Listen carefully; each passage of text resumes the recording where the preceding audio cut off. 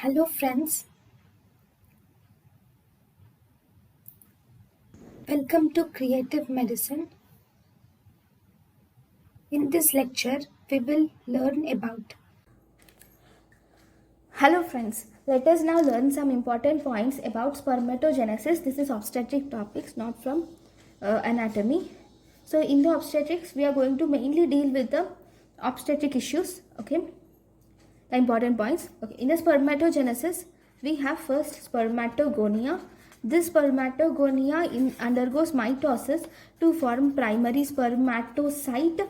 This primary spermatocyte this is mitosis. Again, this primary spermatocyte undergoes meiosis and it forms secondary spermatocyte. So if you see, if this is mitosis, 46 chromosomes, then it forms meiosis and it forms 22X chromosome or 22Y chromosome, right? Or we can say 23 with X chromosome and 23Y chromosome, right? Again, it undergoes meiosis 2, which is nothing but a mitosis division. This is meiosis 2. Okay, this is meiosis 1. Here there is mitosis. Okay, after meiosis 2, this 23X becomes again 23X and 23X. Here 23Y becomes 23Y, 23Y. Right? Now these are called as spermatozoa. These spermatozoa now undergoes transformation to form these spermatids. Okay, now this is a normal thing, right? This is the thing that occurs during spermatogenesis. What is important in obstetric point of view is the time taken for this spermatogenesis to occur. This spermatogenesis takes 72 to 74 days to occur, and almost 100 million sperms are produced per day. Per day, almost 100 million sperms are produced, and if you see, one primary spermatocyte gives rise to 4 sperms, right? And this one spermatogonia, okay, one spermatogonia actually gives rise to 16 primary spermatocytes. It gives 16 of these primary spermatocytes through various mitosis divisions, right? So if you see how many spermatocytes are given by the spermatogonia, see, one spermatogonia gives 16 primary spermatocytes and one primary spermatocyte gives rise to 4 sperms.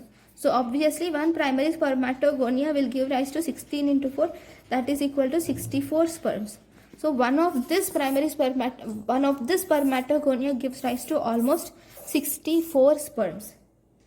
Okay, then the process by which the spermatozoa undergoes differentiation, this process is called as spermiogenesis.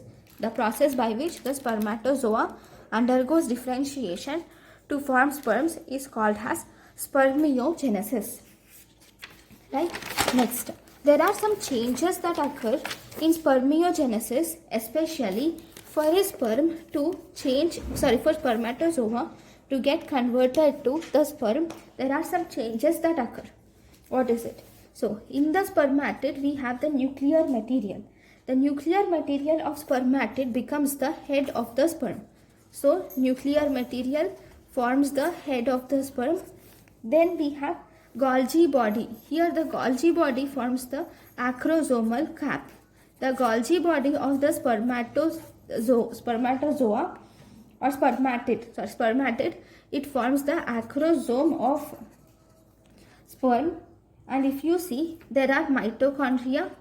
The mitochondria of the spermatid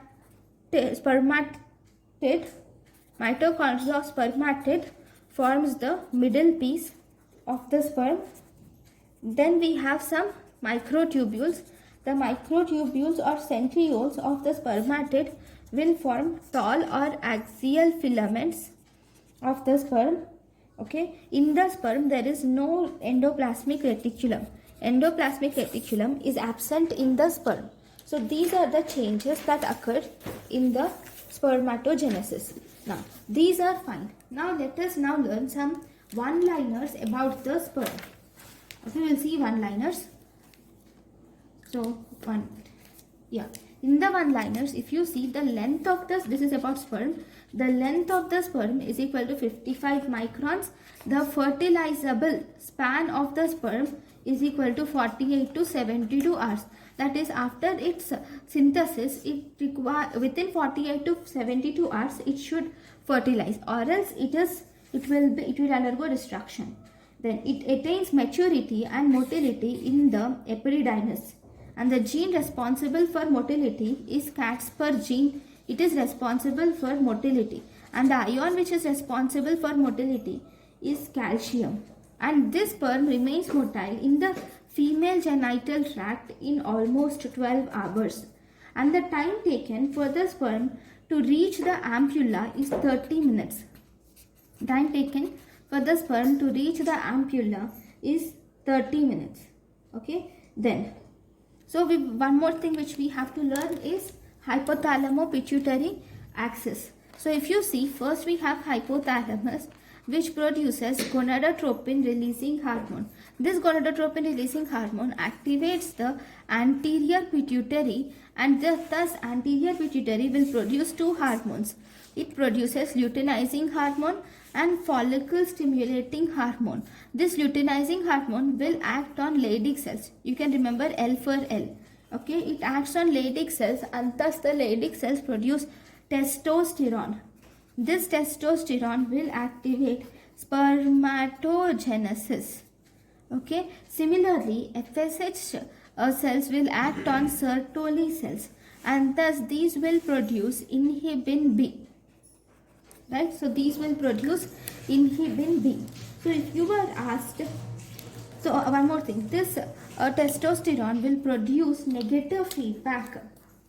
Okay, they will inhibit, if there is increased testosterone, it inhibits LH, and it will also inhibit the gonadotropin releasing hormone. Now, so for the receptor of LH is present in Leydig cells, and the receptor for FSH is present in Sertoli cells. The one important thing is, what is the first stimulus to release testosterone? Testosterone. We know that the Leydig cells produce testosterone. Why does they produce? Are they due to LH? Is it the first stimulus? Like LH helps in activates Leydig cells to produce testosterone. But this is not the first stimulus. If it was asked about the first stimulus, that is HCG. Beta HCG is the first stimulus for the sperm to release the, for the body to release the testosterone from Leydig cells. So this is about the spermatogenesis and some one-liners. Thank you guys for watching my lecture. Thank you. Thank you, and thank you for watching.